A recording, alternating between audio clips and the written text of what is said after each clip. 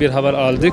Bizim liderimiz, bizim muallimiz, hocamız, Filistin lideri, Filistin sümbolu şehit olmuş İran'da malumsunuz. Bu haber gerçekten şok acı bize geldi. Ama bizim liderlerimiz, bizim halklarımız zaten o yolunda çıktı ve bu yolun sonuna şehadet vardığı için biz biliyoruz. Elhamdülillah acımız büyüktür ama yani bu Filistin kurtulmak için ve Filistin özgürlük için hepimiz bu yola, bu nihayetine hazırız inşallah. Yani Filistin kurtulmak için, Filistin özgürlük için biz hepimiz şehadete hazır oluyoruz.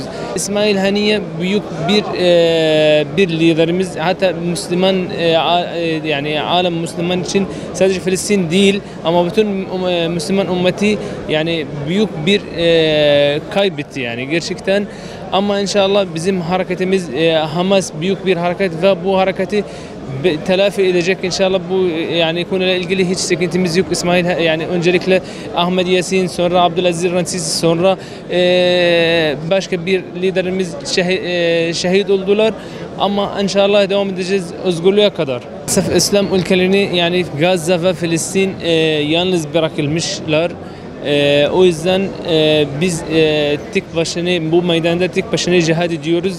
Yani aslında bütün İslam ülkelerini Gazze'nin yanında sadece sözler değil, bütün imkanlar, sözler, maller, silahlar, mücahidler Filistin yanında olması lazım.